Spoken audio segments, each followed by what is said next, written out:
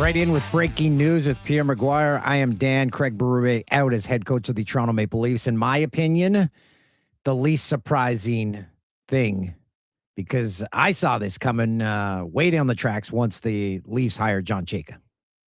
You are a wise man, and that's why I enjoy working with you, almighty wise one. So, Dan, there's a lot of moving parts here, but I think probably the end result for Craig was after the meeting this weekend with John Chayka and Matt Sundin, they realized it was time for them to go in a different direction. Not because Craig's a bad coach. I think all the press releases have said, look, it's not because of that. They just want to go with a different approach. And I think part of it is when Keith Pelly did his initial press conference talking about, the Brad Treliving firing and what they were looking to do, numbers mattered, analytics mattered. If you look at the analytics of Toronto, they're not very friendly towards a coach, and they're desperately not friendly towards the players. So I think they wanted to bring in somebody that had different ideology in terms of how the game was being played. And remember, too, Matt Sundin's pretty plugged into that dressing room because there are a lot of players in that organization that would, number one, respect him. Number two, a player like Oliver Ekman-Larsson would know him from Sweden. Number three, Max Domi, Ty Domi's son. Matt's and Ty are very good friends. So I'm sure they've compiled a lot of information from a lot of different people, both inside the room and outside the room. And I just give you names so that we can put context into it, Dan. I think that when it all came out, said and done, they realized they needed a different ideology and that Craig probably had lost the room. And it was time for them to move on. You mentioned the A word, analytics. So when you think of analytics, you definitely don't think of Craig Berube. So is Chayka going to get someone who thinks like him behind the bench? I don't know about things like him because he never played the game and he never worked on a bench. So I don't know about things like him, but I Like do in the think, analytics, like viewing it from yes, a completely different lens. I think analytics will be part of any part of the hiring process in Toronto. So there are a couple names that come to mind, and people will be a bit shocked because they're a little bit older schooled. Bruce Cassidy's name comes to mind, and Peter Laviolette's name comes to mind. Peter Laviolette's very sophisticated in terms of his approach. He's been doing analytics before it became sexy to call it analytics. So I think those would be two with a lot of experience too, by the way. Laviolette's a Stanley Cup winner, that sells in Toronto, and obviously Cassidy's a Stanley Cup winner, that sells in Toronto. One guy's American, Laviolette, one guy's Canadian, right out of Ottawa, and had a lot of success as a player, first-round pick. The other guy was a US Olympian. I mean, you can go down the line. I'm just using those 2 to start. But there'll be other names too, Dan. Like, I think David Carl at the University of Denver will be a name that will be brought up in this search. Greg Carville at the University of Massachusetts at Amherst will be a name that'll be brought up in the search. I got to believe Rand Pecknold, the coach at Quinnipiac, would be a guy who is very heavy into analytics. I think his name would be brought up into this. Nate Lehman at Providence College is another name that I think would be brought up into this. I don't think there'll be any shortage of names, and I do think analytics will be part of it. Do you think the hiring of a new coach for the Toronto Maple Leafs is going to be seen as we need a Cassidy or a Laviolette because we've already ruffled too many feathers with our GM coaching? Or are they going to think, no, let's continue to ruffle feathers? Because if they name someone behind that bench that no one's heard of, it's going to start the chaos wheel all over again that they just settled down. Well said. And I think Matt's is part of that in a good way. I'm in Sweden right now and I've been here for almost 12 days and we've spoken to a lot. Matt's left, I came. So, and I was just with the Swedish national team down in Ängelholm, which is on the west coast of Sweden. And that's where all the national teams, Finland, Sweden, Czechia, and Switzerland were there. And so I had a chance to meet with a lot of hockey people. And one of the things they talked about, all these guys, especially on the European side, they were saying Match is going to be the voice of reason and Match is going to be the stabilizing voice. So he's probably thinking a lot like what you just presented. They cannot have a fire sale on this one. If they bring somebody in, he's got to have instantaneous street cred. And if he doesn't, it's going to be a problem. Craig Berube was supposed to change everything about this Leafs team. They won the Atlantic in year one, missed the playoffs in year two, and finished last in the division. What went wrong with that And I wouldn't even call it an experiment because you saw the hiring of Berube. I said, okay, this guy's going to change things in Toronto. He's going to get to these players and make them different. Well, one of the things that went wrong from year one to year two was not being able to re-sign Mitchell Marner. That was a major blow to the organization. They didn't have anybody that came close to replacing. They thought they could do it by committee.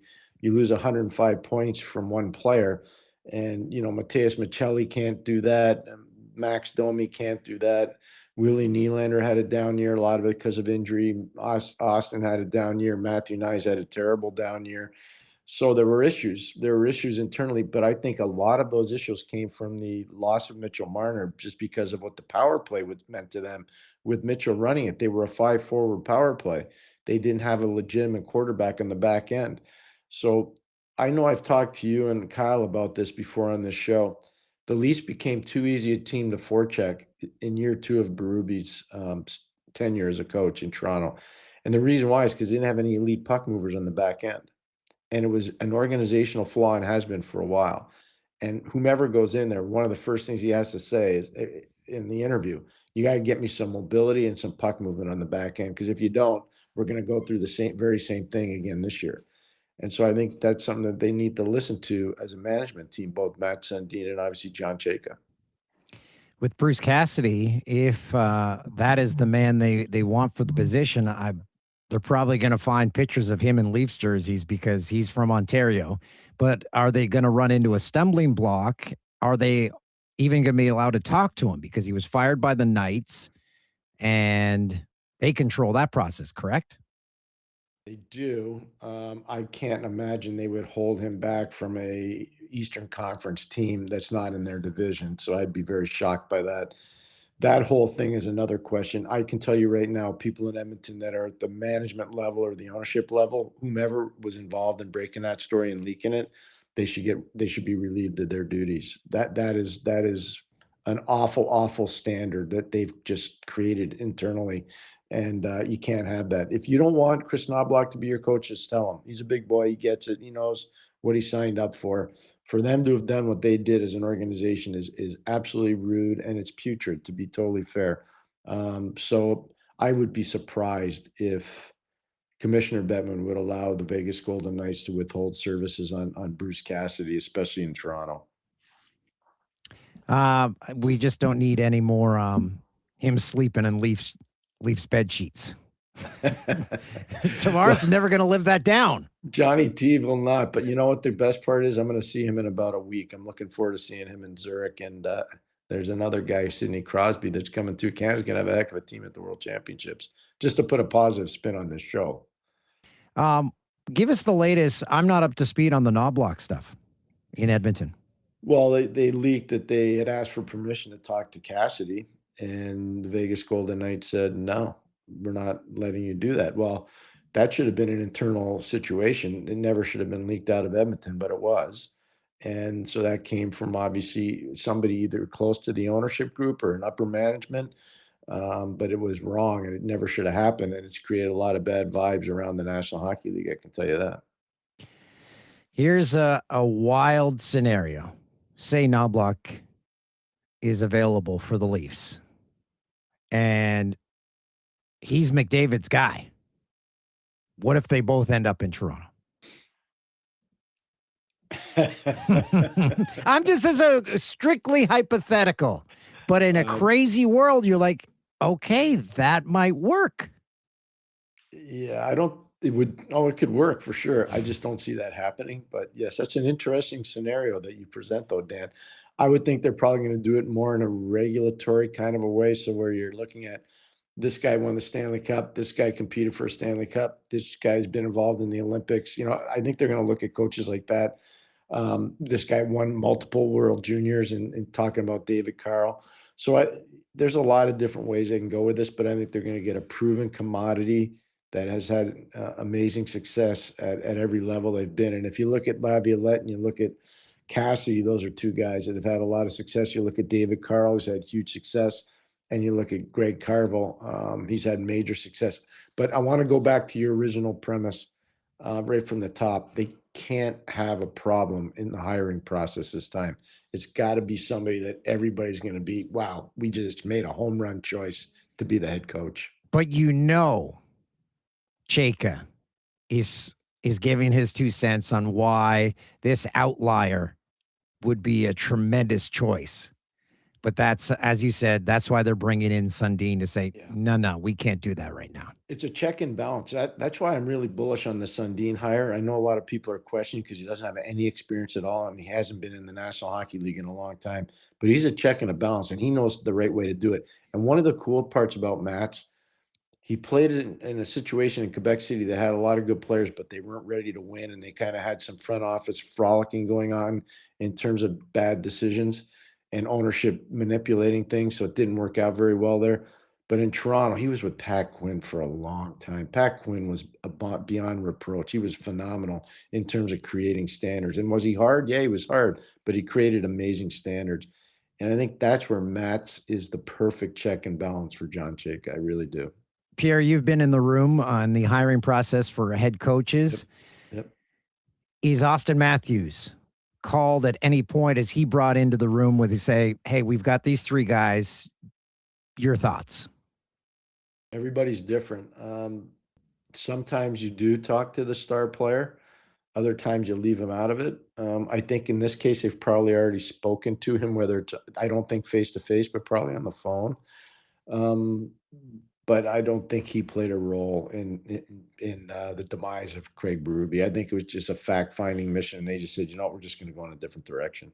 And I do think eventually, after you talk to enough players, they probably found out, look, we just didn't have enough people. We just didn't have enough people that were buying into what he was selling.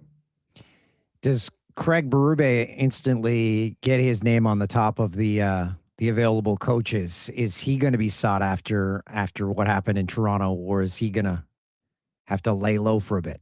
He's a Stanley Cup winner, but I do think he's probably going to have to lay low for a little bit. This reminds me a little bit of when Alain Vigneault got let go in Montreal. He was the up-and-coming guy, and Vigneault had not won a cup, and then he had to take a step back and go to major junior hockey and then go to the American Hockey League and then eventually get to the NHL. I'm not saying Craig has to do that, but I mean, if he wanted to go be an assistant coach, let's say in Philadelphia, I use that as an example with his buddy Rick Tocchet, I would think that they would hire him.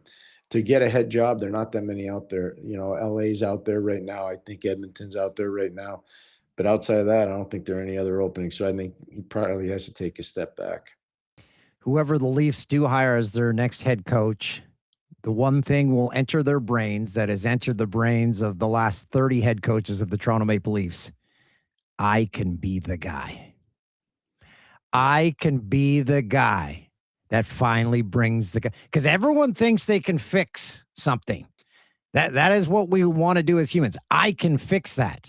So that enters their brain when the interview process starts. They think to themselves, I can be that guy. Yeah, you're absolutely right. One of the big things about being a general manager or a head coach in the National Hockey League, I can't speak about the other sports, but I can about hockey. You got to be a problem solver every day. And the way you solve your problems is going to dictate how long you're going to last. And some guys can do it seamlessly and nobody even knows there was a problem, but they just get it fixed. And other guys, it's a battle day in and day out. They create this culture of, internal strife and battling, and that just wears people out. And there are other guys that just, I'll use Cliff Fletcher as an example. Cliff could handle problem solving unbelievably. It was seamless. And nobody ever thought, the Leafs never had any problems because Cliff always put the fires out. He was so good at it. And there are other guys, they want to fight you every day. Players want to fight, coaches want to fight, managers want to fight. And then it becomes a problem. It does. And the walk to the rink, you're trying to tell me it doesn't enter your brain? I wonder where they'll put my statue. I wonder, are they going to put it on that corner over there? No, I think they're going to put it over there. Well, anybody that gets rid of this thing from 67 to now, that's amazing. You would never have to work again. I know that. Oh, that's what they all think. I've talked to Glenn Healy after they brought the cup to New York. He's like, we never paid for a meal for the next 5 years. Yeah. By the way, I want to give a shout out to Glenn. I know we're talking about Toronto's coaching stuff, but I was just with Glenn last week in Western Sweden, and he was here to try to work with the former Swedish and former Finnish NHL players for health purposes. And he's done unbelievable work for the well-being of former NHL players. And it doesn't get any recognition at all in the media, and I think it deserves some. So I just want to give him a bit of a shout out because I was really impressed by the way he presented a lot of the stuff last week when I was privy to the meetings with the players. It was really good. Glenn Healy and I, we each bought watches that were stored in a wheel well of a car once in New York. We were together. Does a watch still work? You know what, Pierre? It was a beautiful watch. I was going through the security line at the airport once, and I dropped it. Thing shattered. Oh, that's too bad. Yeah, it was a great knockoff that I got for $100, and it fooled a lot of people until it broke. Thanks, Pierre. Thanks, Dan.